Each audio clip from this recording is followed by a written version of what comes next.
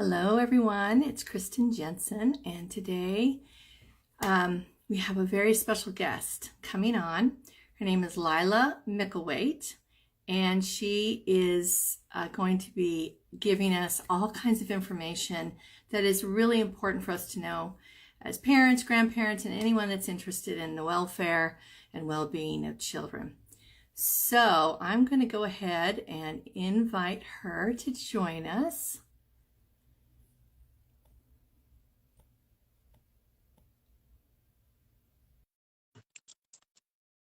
Okay, so hopefully she'll be on very soon. And so I appreciate everyone joining us today. This is going to be some really, Laila is a rock star when it comes to challenging the status quo of the porn industry, and she just has not accepted it. And she's been fighting it for 10 years. She is the founder and CEO of the Justice Defense Fund. And Hi. there she is. Hi. Got it. I think you're kind of sorry. There we go. There we go. Hi. Awesome. Good All right. I love it when technology works. A little interesting, you know? because I'm holding my phone. Okay. All right. Well, you look great. Well, thank you. Thank you so much for yeah, you too. I was just introducing you. Oh, you got little hearts, and thank you for everyone that's joining us. So appreciate you being here. We're going to get a lot of information from Laila, and also just an update on the exciting things that are happening. As I was saying, Laila, you have not accepted the status quo of the porn industry, and you've just not accepted it. And I so appreciate your work and your courage. But I was just telling them that you're the founder of the Justice Defense Fund, you're CEO, and the Global Trafficking Hub movement. We're going to find out exactly what that means, Trafficking Hub. And it is supported by millions, including myself, around the world. And you've been really combating the injustice of sex trafficking for the last, 10 or so years. So thank you for coming on. Yeah, welcome. Thank you for having me. It's an honor to be able to share with you and all your followers today. So thank you. Well, it's important information. And the thing about our followers is that they're not like this, right? They're not this evil here. They want to know. They want to understand what's really going on out there, what their children are facing, so that they can prepare them to keep them not only safe, but thriving in this world where we have so many digital issues to kind of deal with. So I wanted to just start with, you've spent the last 10 years really specifically studying that intersection between the porn industry, we'll call them big porn, right? The porn industry and sex trafficking. So how are they connected? And also, in all this work that you've done, what has surprised you the most? And what do you think would shock parents the most? Yeah, those are two really great questions, and with a lot to say for each of those. So with regard to the intersection between the big porn industry and sex trafficking, that's something I started noticing many years ago, probably, about 9 years ago now, that, sex trafficking wasn't just happening in a back alley somewhere, in a physical location. It was being filmed and it was being uploaded online. And what I started to see was that there were instances of trafficking that were showing up not only on the dark web. Many people have this misconception that sex trafficking and child sexual abuse videos is something that's only happening on the darkest corners of the internet. And really nothing could be further from the truth, because we were seeing these crime scenes showing up on the world's most popular porn sites. So there began to be some headlines that I was seeing in the news, really, that started to pop up in about 2019.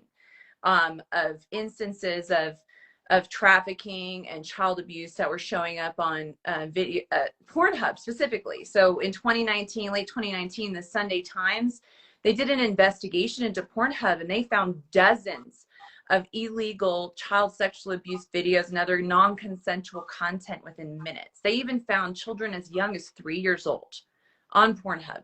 But nobody really paid much attention to that. It kind of showed up in the news, and then everybody kind of went on their way, assuming that this was just like an anomaly on an otherwise very safe and reputable site. Then we started to see more headlines. A 14-year-old girl in California who was raped by a relative, and that video was put on Pornhub, and it was actually found by a classmate of this 14-year-old.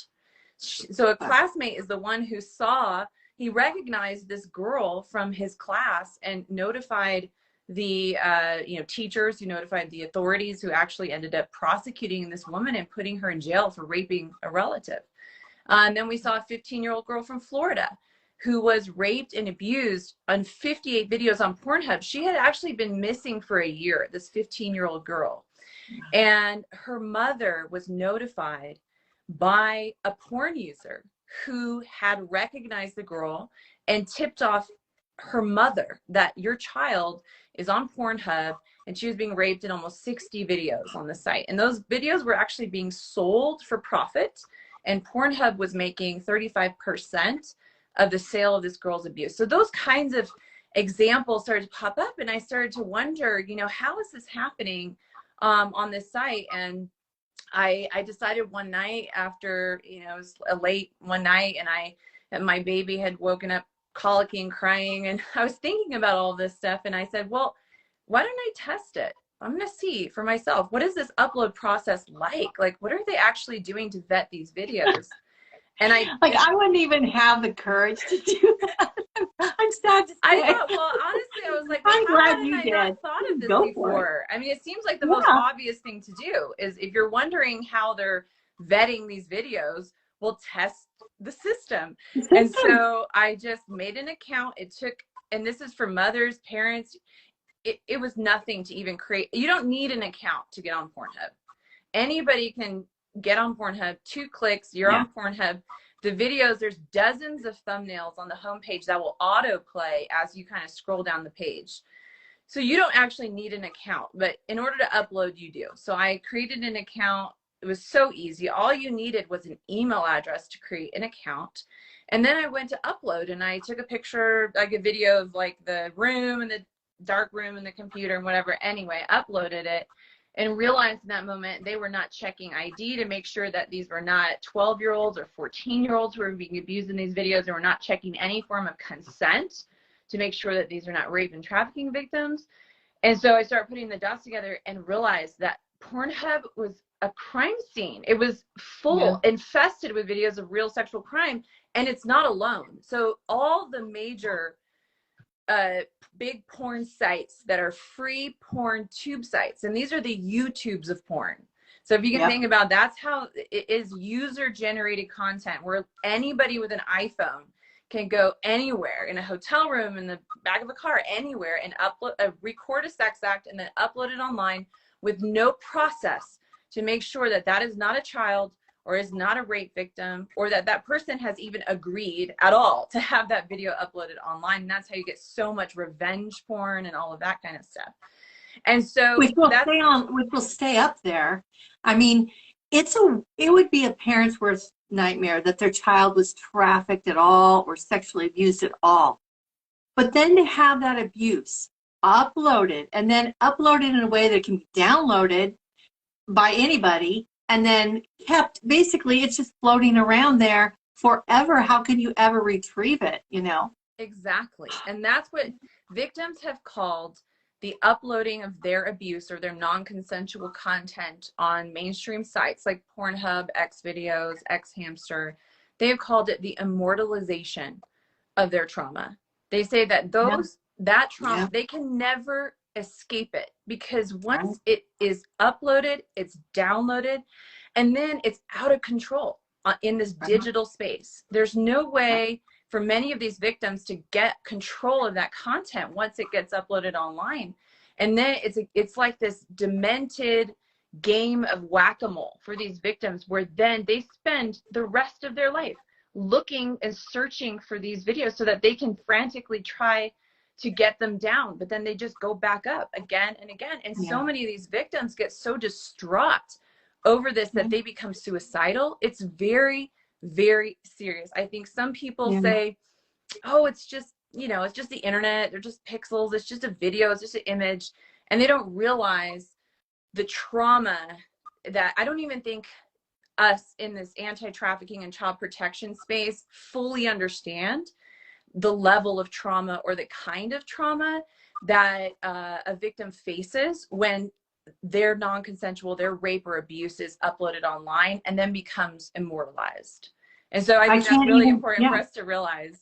Yeah, I can't even, you know, Elizabeth Smart, you probably recognize the name. She was kidnapped and raped and all this. And she said, every time she speaks, she says, I am so grateful that he did not video this and put it online, because it's ended for her. You know, she can kind of have closure. She said, others cannot. You know, they're walking down the street, someone smiles at them, may recognize them. They don't know. They're always wondering. So this is really a nightmare. So I know that you sent out, I was just reading the email that you sent out recently about the demise of Pornhub. So give us an update on what is happening with Pornhub, and hopefully will continue to happen throughout all of the other porn sites. Sure. Well, we're not done yet, because you can still go to pornhub.com and you see a website there. I mean, the end game here is you go to pornhub.com and there's a seal there from the Department of Justice saying, you know, seized by the Department of Justice. And we see the executives in prison behind bars. We're not there yet, but we're getting so much closer every day. It's amazing to see the progress, thanks to a whole movement of people, thanks to, you know, journalists and organizations, you know, hundreds of organizations and victims, survivors who have powerfully, you know, shared their testimonies, and advocates, like so many people. So I just say that. But yeah, so recently, I'll kind of tell you the things that have happened. You know, the Trafficking Hub movement was launched in early 2020, 2 million petition signers on the petition to shut down Pornhub and hold its executives accountable, which you can sign at traffickinghubpetition.com still today.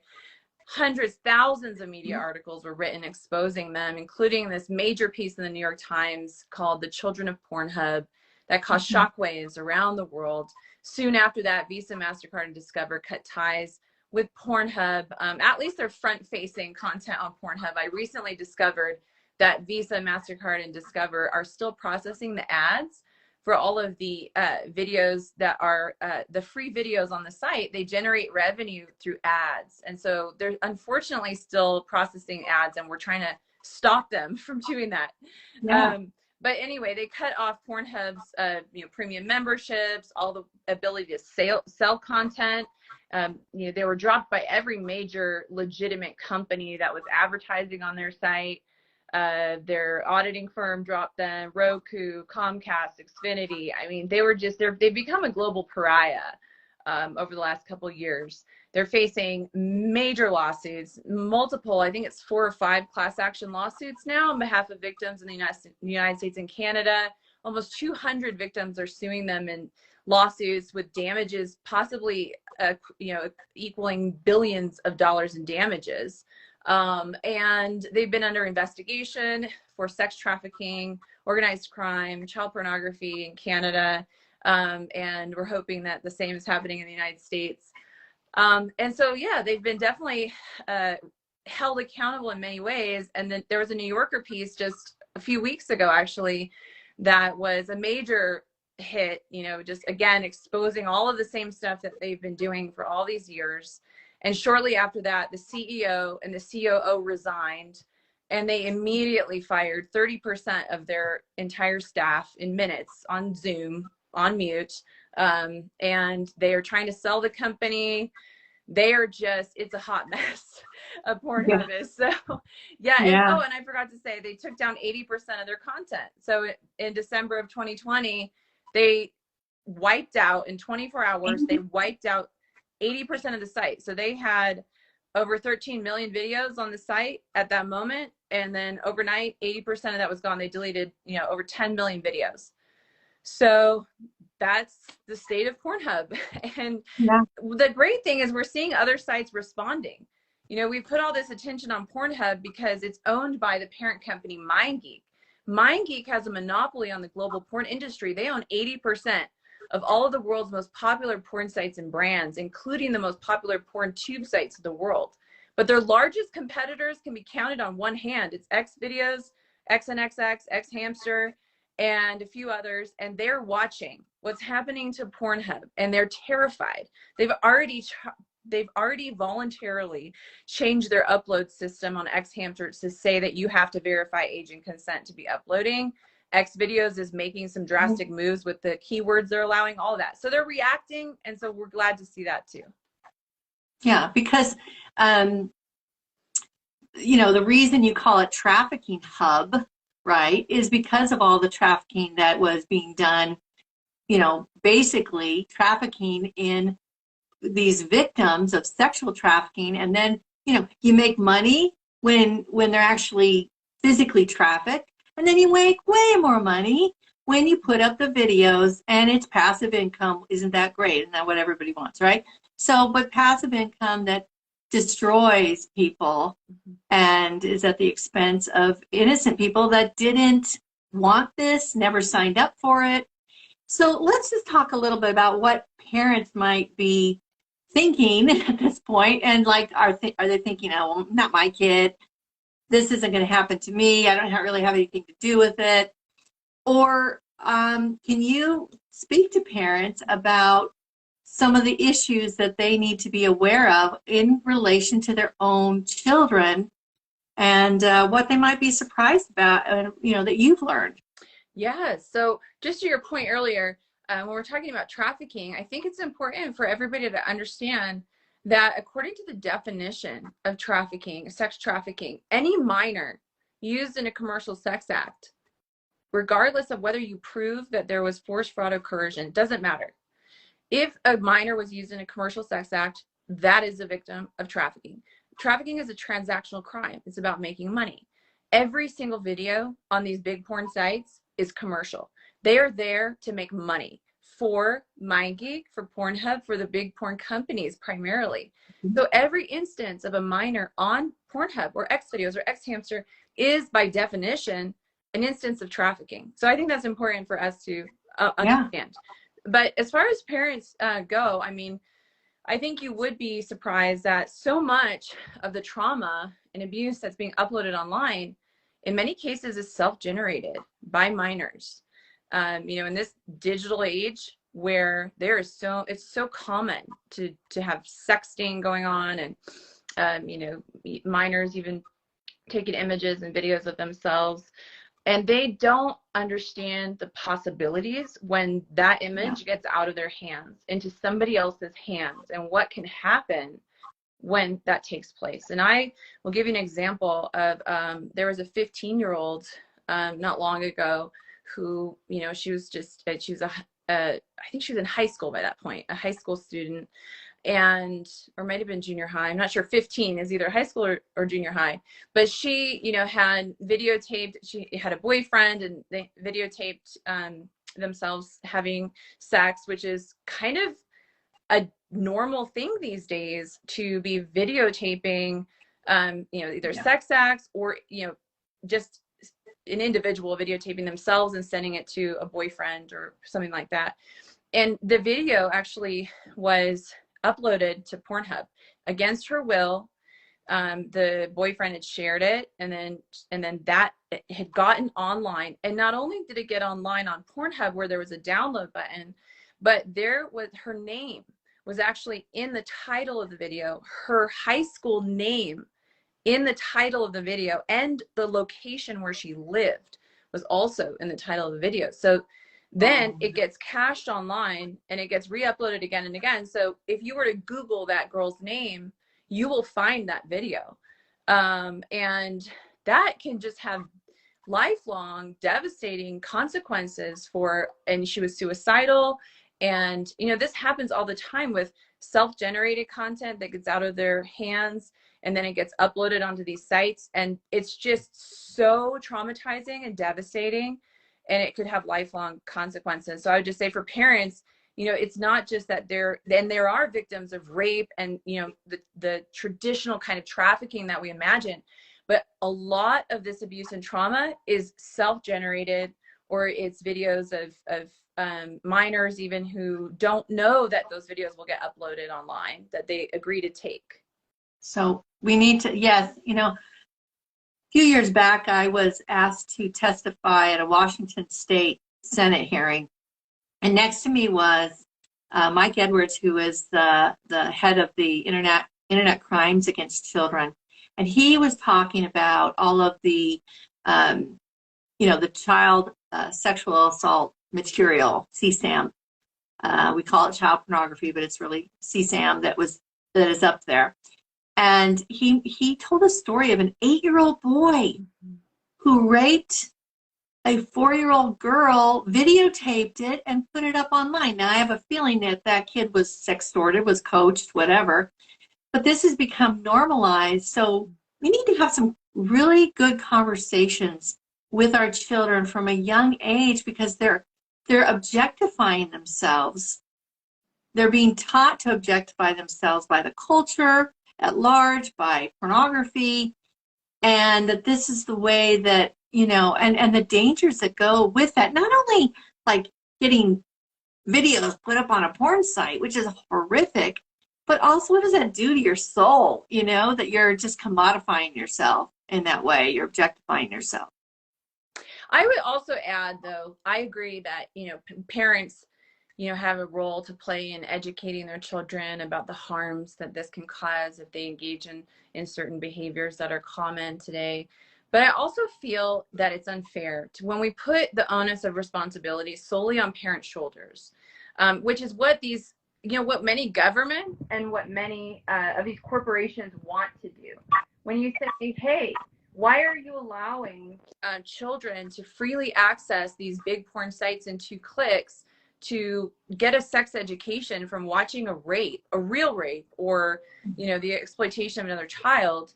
And they say, well, parents should be not allowing their kids to get on these sites. There's things, and of course, there are things that parents can do. They can do filters and blockers and, all the things that they can do. But you don't have control of your child 24/7 every day. They go to school. They go to another kid's house. It's impossible for parents to have control over their children's access on the internet every moment of the day.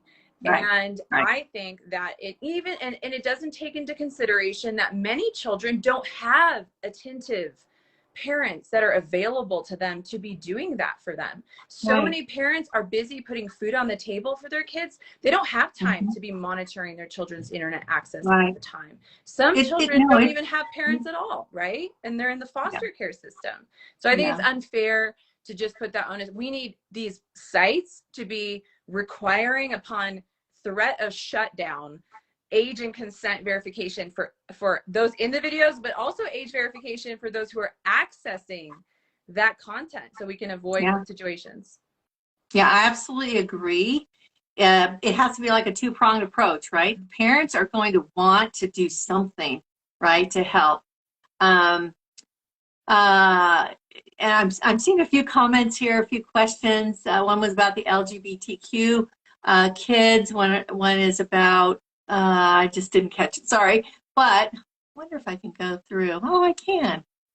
There you go. See, I'm just learning this whole thing. But so the thing is, like you said, they need to be held accountable, because I think it's been, called like air pollution. But what I'm saying, I guess my point was that from a young age, we need to kind of counter that whole message from the media and from the culture that says, your body is something you should exploit.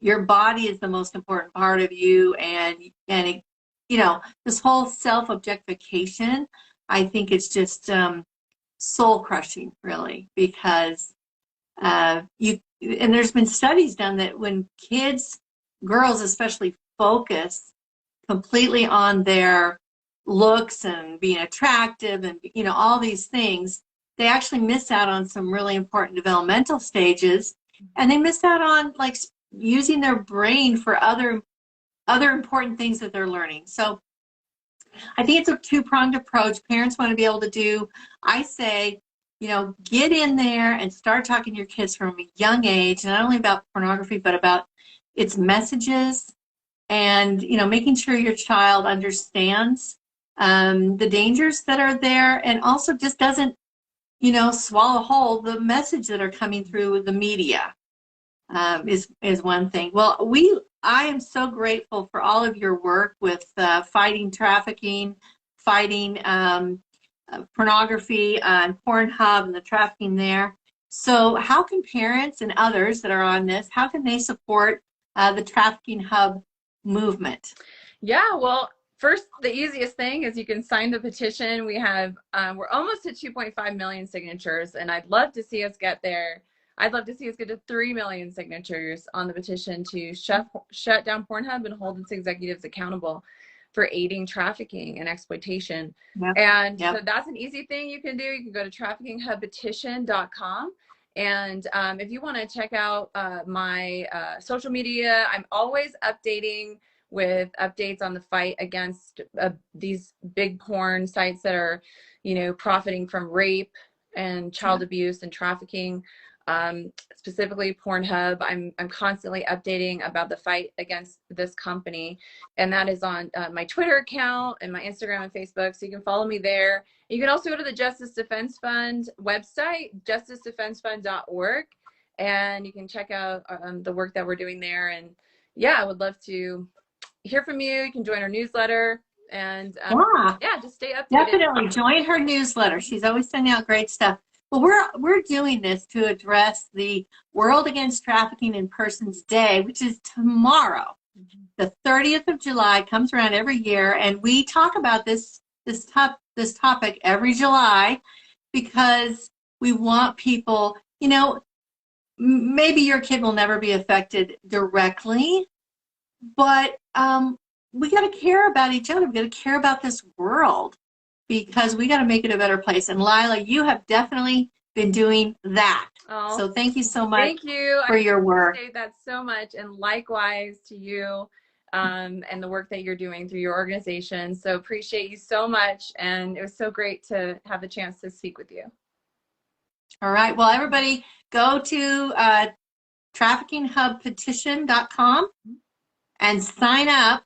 You can do that little bit at least to join. I've signed it, and so many of our followers at Defending Minds have signed it. I encourage you to do that little bit, because this is a really important and good effort, and we need to be involved in being part of the solution.